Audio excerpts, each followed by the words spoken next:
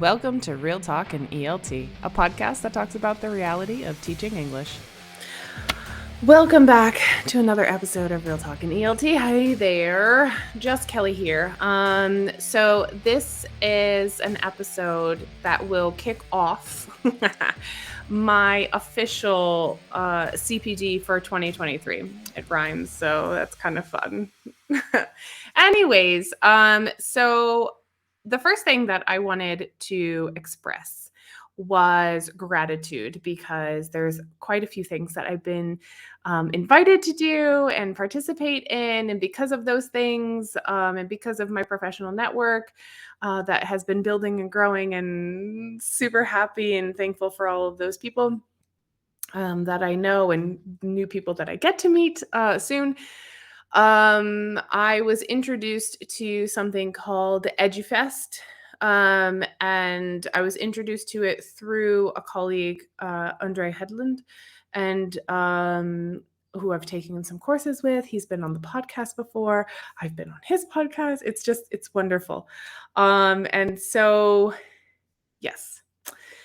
So let me tell you about EdYOUFest, because this is where my CPD for the year has begun, because there has been quite, he's put together, if you don't know, and Andre is, hang on, I have to give him the proper title. I feel like I think he's the academic coordinator. I apologize if that's not true. As of January 2023, I believe he's one of the academic coordinators for EdYOUFest. And just let me show you here.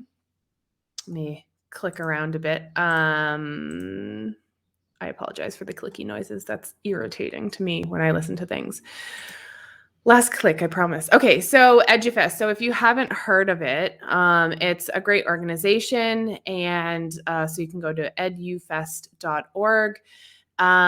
They've got some sponsors there. They're platinum sponsors who help put on the events that they put on. So kudos to them. Skills for English and Express Publishing.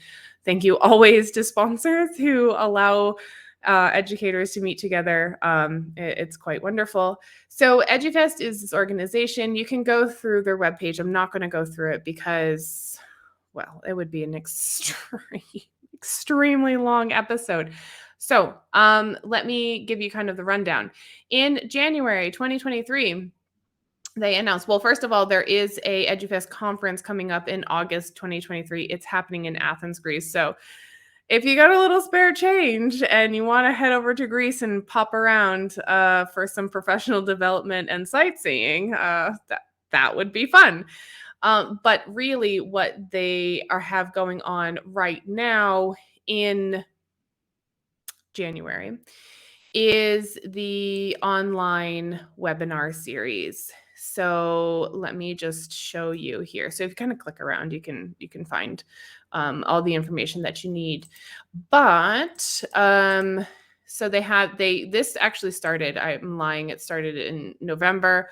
I remember seeing it, but I was just so busy. I couldn't attend. But it did kick off with Rudy Mattiello, who has been on the podcast. He did a session on correction techniques. And then there's going to be a slew of other people, including myself, which I'm super excited to present. Every other week on Wednesdays. It's happening because of the time difference. It's happening in the morning. It's like 11 o'clock in the morning, Brazil time, if you're listening in Brazil. And tons of different topics: universal design for learning, business English. I'm going to be talking about podcasts, obviously, but really connected to learner autonomy and self-efficacy. We've got Scott Thornberry and David Crystal. And then Dorothy Zemek, she's great too, talking about should you teach English if you're not fluent. She always has good topics. Again, just lots of really cool, interesting sessions. And the great part is they're free. So you can head on over to EdYOUFest and please sign up for them, because that's where I started my CPD for the year, attending webinars, doing courses, etc., etc. Click off of this. Okay, so back to the topic at hand. Because it was the first one, January 11th, kudos to, there was over 70 people in this webinar from all over the world. Literally all over the world. I was very much impressed. So kudos to the EdYOUFest team and Andre for putting it all together. And they started with Rudy, and he was talking about correction techniques. So I decided to give you guys a series to follow all of the things that kind of I'm attending. I'll give you short summaries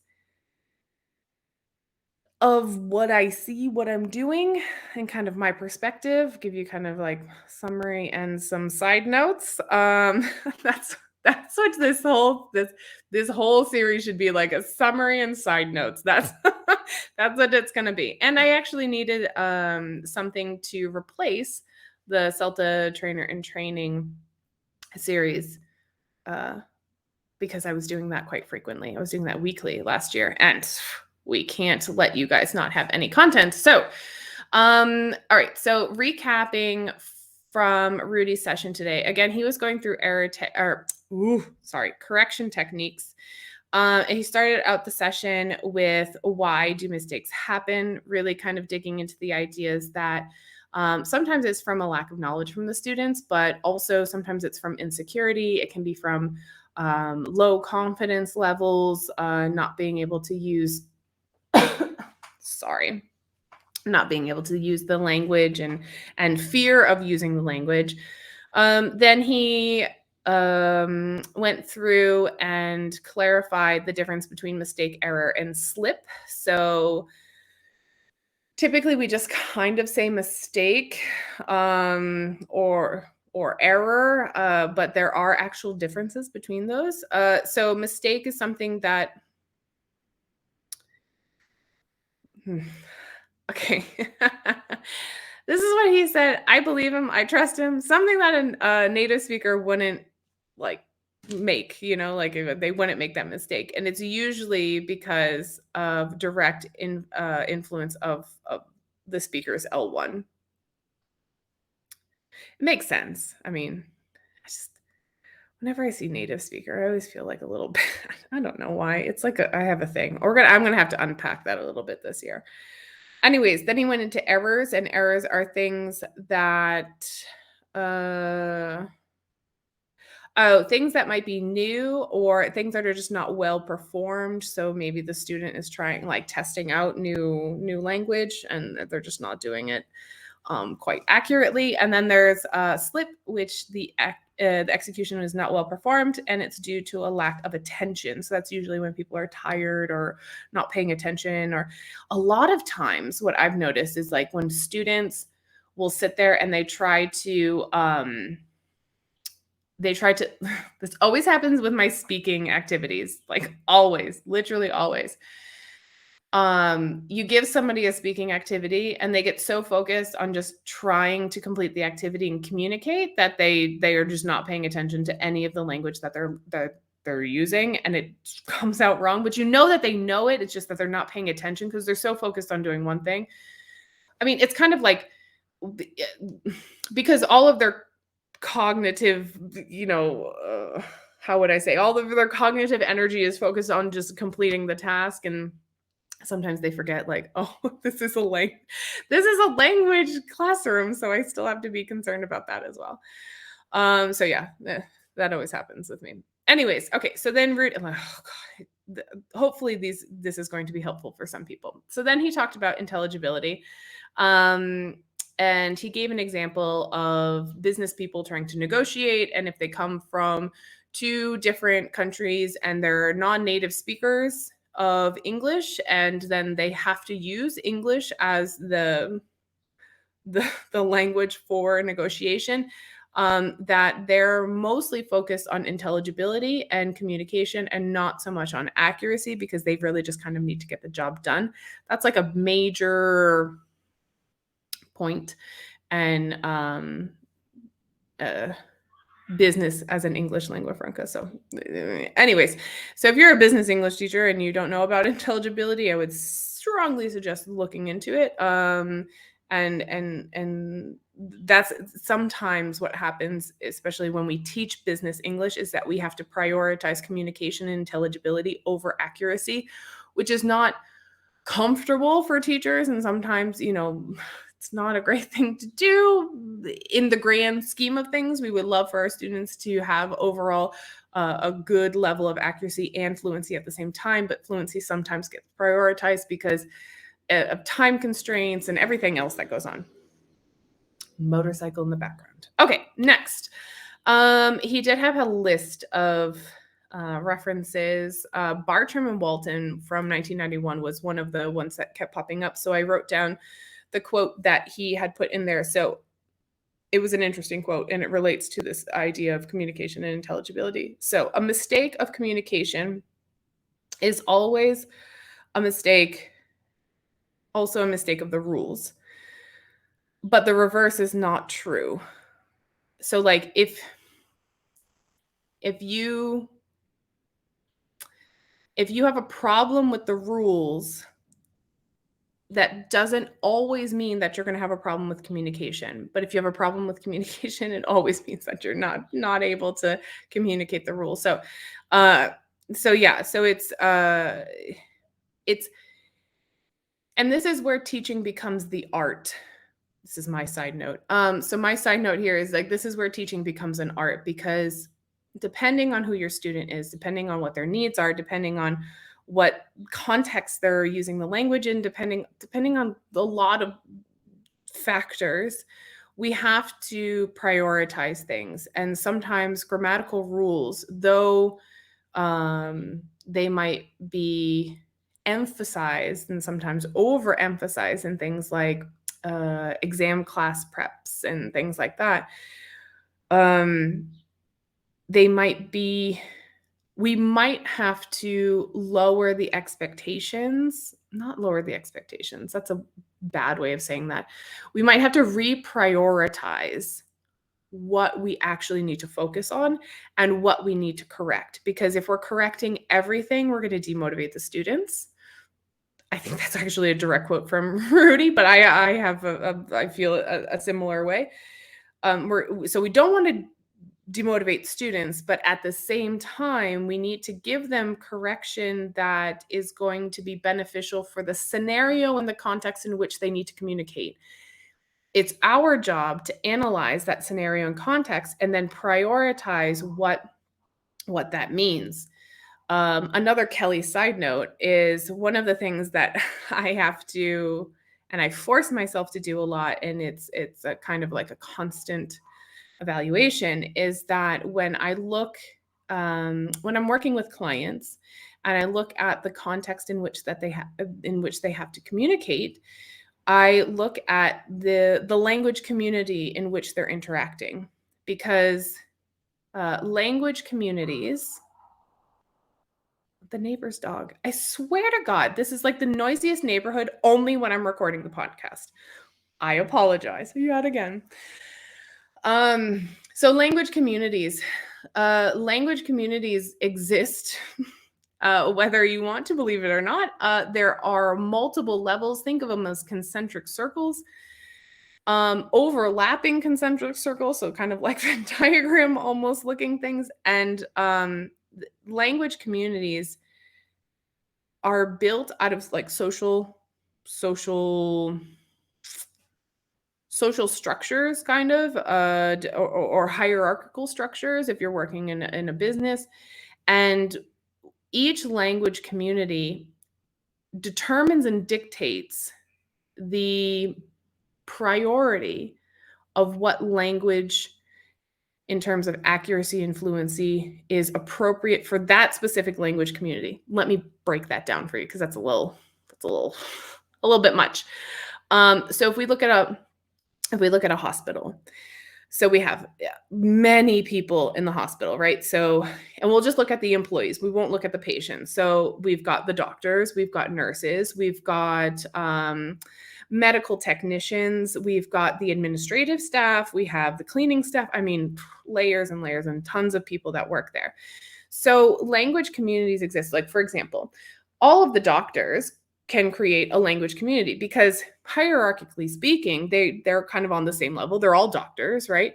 And they kind of speak the same language because they all have more or less the same training, or more or less the same experience, that type of thing. So they approach problems and they describe things. They describe their world in a very specific way, which is the way in which a doctor would describe it. Now, inside the doctor's language community, we can also think of many circles within there as well, because, for example, the orthopedist and the cardiologist, they would have their own language communities composed of different specialists because of their experience and their expertise. So the way that they communicate with each other is going to be different, right? And then so if we'll just kind of take the bigger one of doctors. Now, doctors talking to nurses would also compose kind of their own language community. Also, within that language community, there are specialized nurses, like there's psych nurses, emergency room nurses, orthopedic nurses, there's registered nurses, there's CPNs, there lots of different types, right? So then we can have lots of different smaller language communities amongst them.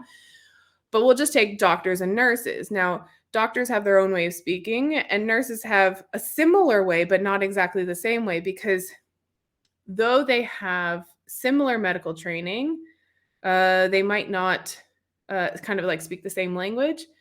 And then the doctors and nurses talk to each other in a different way than a doctor and a doctor would talk to each other.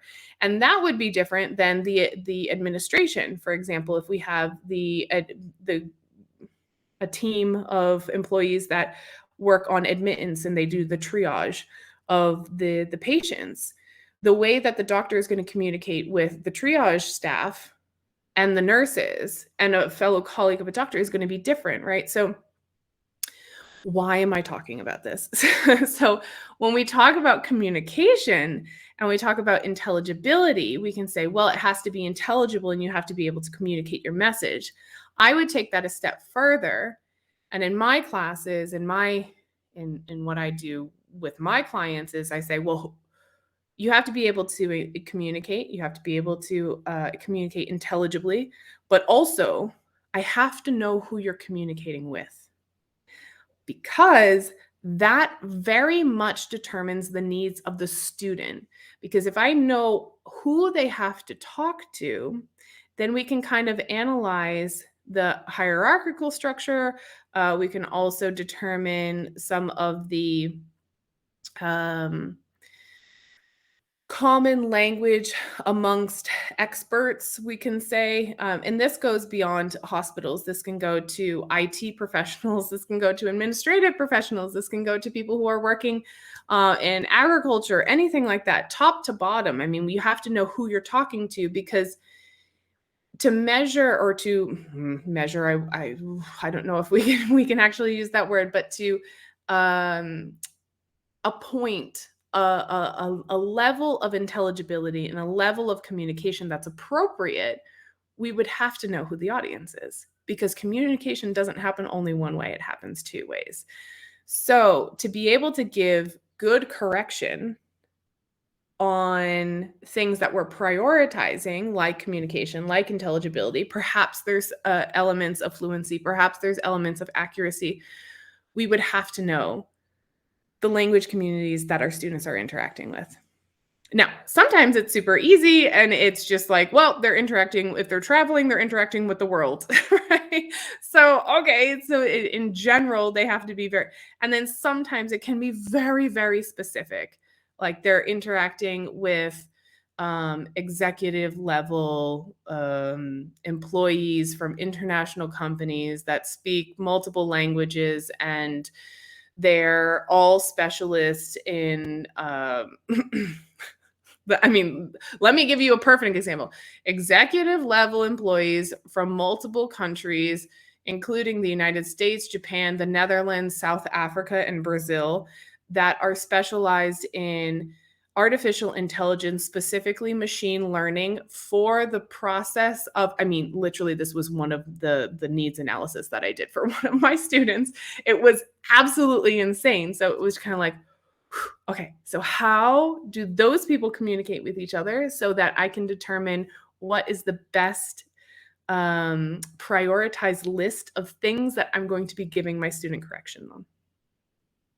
That was the longest side note in history. Okay, moving forward. Then Rudy went into what's the purpose of teachers. Actually, he said a couple things that I liked. He said to iron out linguistic wrinkles, which is kind of a cute way of thinking about it. I just like picture myself ironing something, which I don't do, by the way. I get like 100% cotton t-shirts, so I don't have to iron. So the only time I'm ironing anything is when I'm in the classroom, ironing out linguistic wrinkles, and to bring real life into the classroom. So that's a direct quote from him. I think that's quite a lovely way of looking at what we're supposed to do as teachers. We're not the sage on the stage. We're not the only one with wisdom. We're there as guides, and we're there to support people so that they can function in the real world. He also pointed out several times that misunderstanding can cause embarrassment.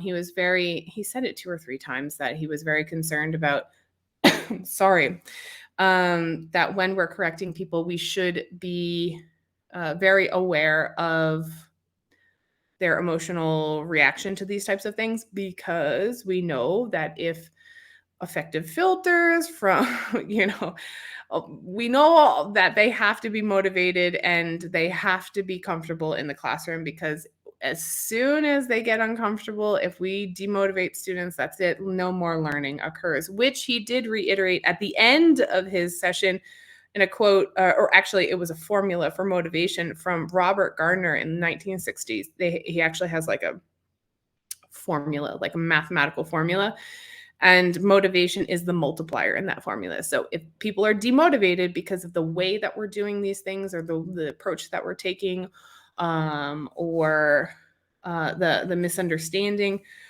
from correcting, it can be very detrimental for the learning process.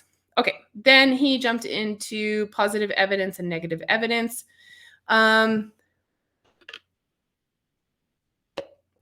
This deals directly with intelligibility and whether or not you need to correct something, and it has nothing to do necessarily with a language classroom. It can be like in the classroom or in real life. So if there's positive evidence, it's any production permissible in a given language. Oops, sorry, went fuzzy.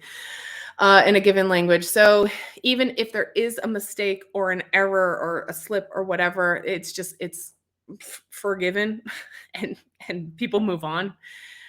However, there can be negative evidence where you have to make a correction, because you can't, communication can't continue until you resolve that issue. The example that he gave was a Brazilian pronunciation example of the difference between 15 and 50. And because of the L1 interference, blah, blah, blah, pronunciation, I'm not going to get into it. Sometimes the way that people say 50 sounds like 15, and 15 sounds like 50, and it's very, very similar. So that sometimes happens in a Brazilian classroom or with Brazilian learners, and that would have negative evidence, meaning communication both in the classroom and in the real world would have to stop, because there's a big difference between 15 and 50. And that can be, I think he had a picture of it's like somebody in a warehouse. So like if we think about the number of products that are being shipped, need to stop and clarify because there is communication breakdown. So the reason that he brought up positive evidence and negative evidence is because neurocognitively speaking, if we have overcorrection, then this generates more load in the student's cognitive skills. This is kind of like my summary of that. So what he was saying was, if we're like correcting everything and it's really not something that has negative evidence, like communication hasn't broken down at all, then we're just kind of overloading them. And then, where's the focus of the lesson? So kind of being aware of that. If we're focused on accuracy, then correct that for accuracy. If we're focused on fluency, then correct when there's communication breakdowns. Use your best judgment and experience. Okay. Then he asked, what is correction? And everybody had to guess. I want to say that my guess was correct. Thank you very much. He put multiple choice. I'm such a I'm so stupid and competitive. I'm just like, I know the answer. So yeah. Anyways, what is correction? So according to the definition, it's an indication that an error has been committed. It's also, hang on. Oh, God.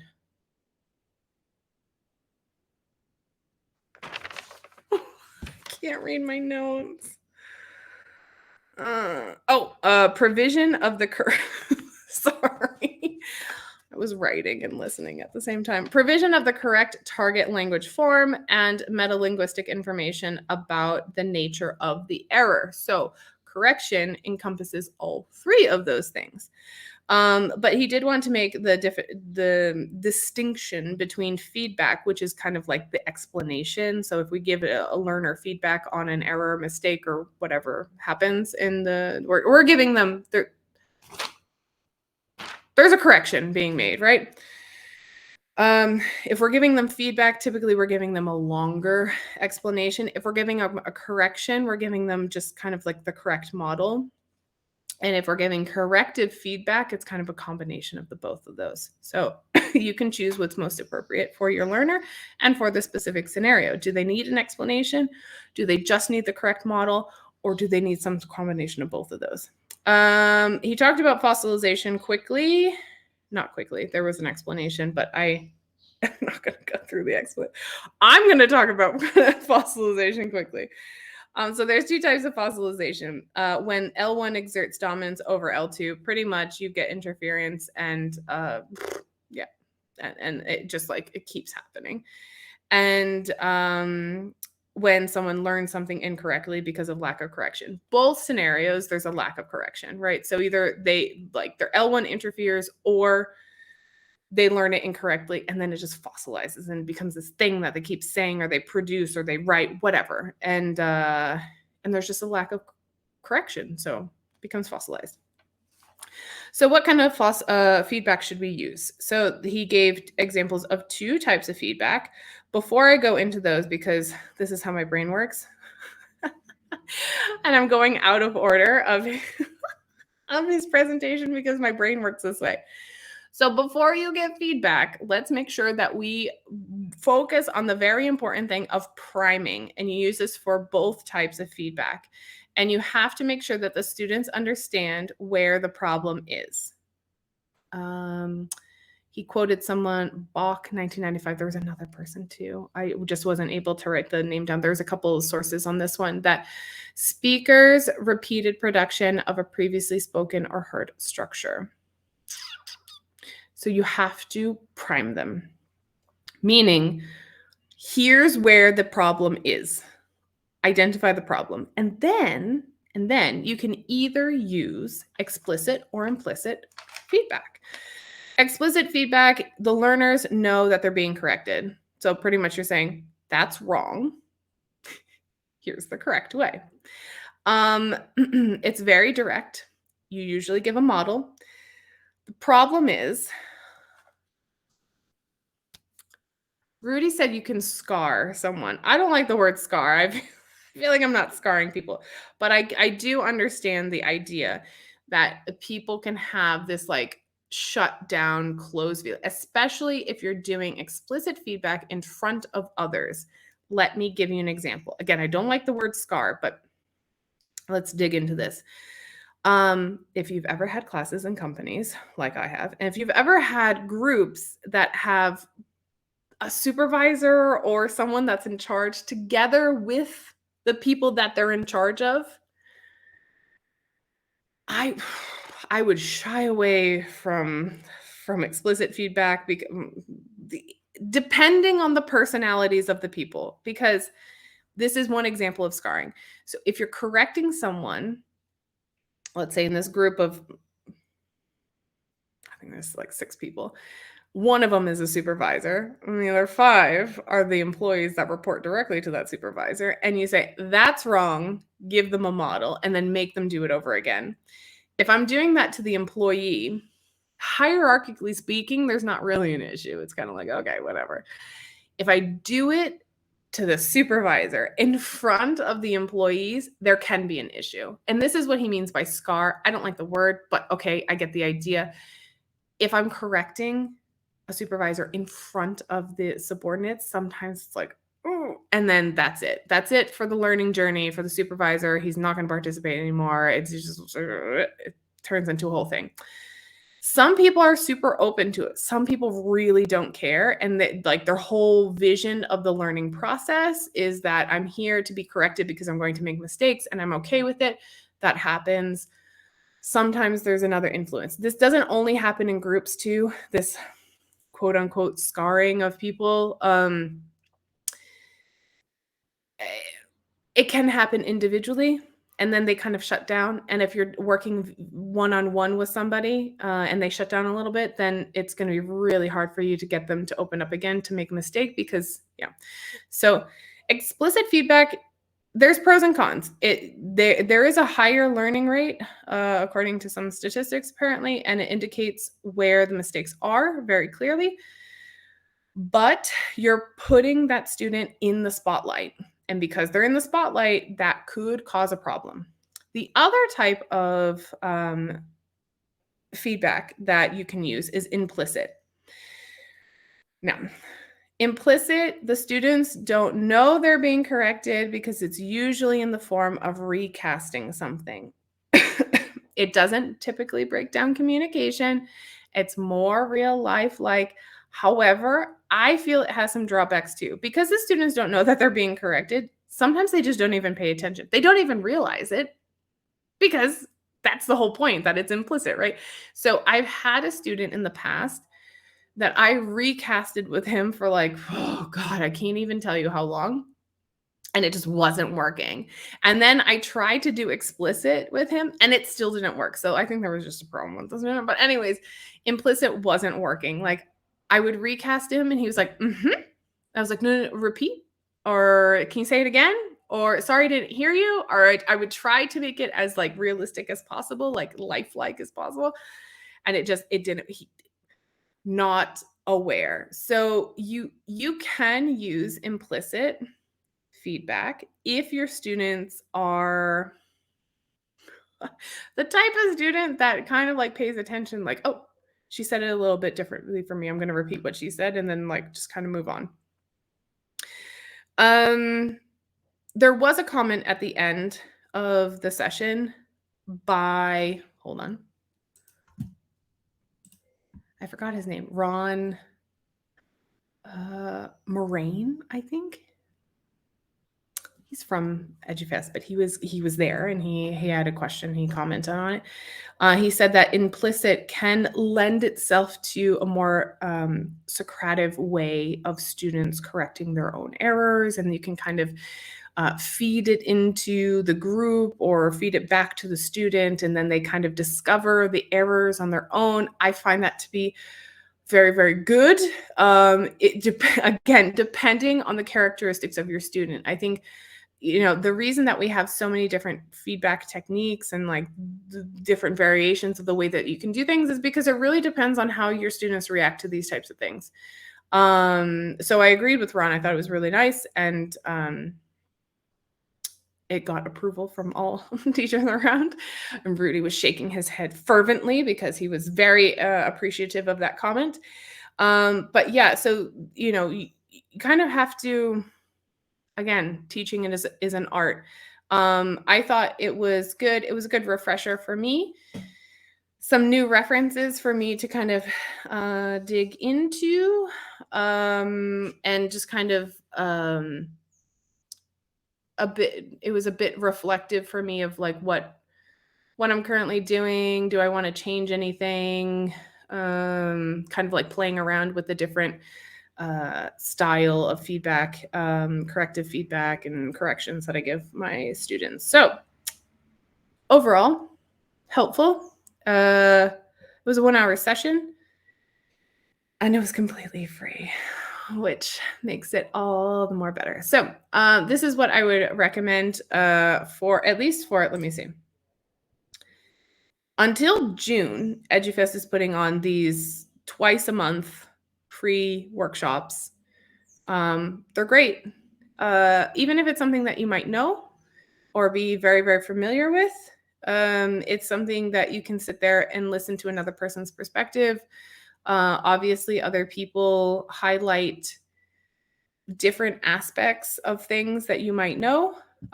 So error correction is something that I'm relatively familiar with, but getting another person's perspective and seeing another presenter kind of put the ideas together, it does kind of, well, one, it refreshes things in your mind, but then it also, it makes you think about what you're doing.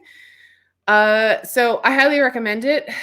Not that, and a lot of it was new for many people. So there's like lots of new stuff, lots of stuff you might have seen before, lots of stuff that maybe you're familiar with, but still have questions on. So it's just kind of good to attend these types of things. So EdYOUFest is putting it twice a month until June, for free. If you can, take an hour off on Wednesday mornings, to attend Wednesday mornings if you're in Brazil, Wednesday at whatever time zone you're in. So that kind of kicked off my 2023 season of CPD. I'm planning on attending. Well, I have to give my workshop too. So I'll be giving one of the workshops there, but then also I'm planning on attending as many as possible from the other presenters. I think I might be able to get through all of them, which is exciting. And I'll try and give recaps, summaries, and side notes. That's what this series is going to be called. I just came up with that. Genius. So I'll be doing this and throughout the year, as well as other non-EdYOUFest things that I do, courses, workshops, things like that. So I'll be reporting in and trying to give you as much information as possible.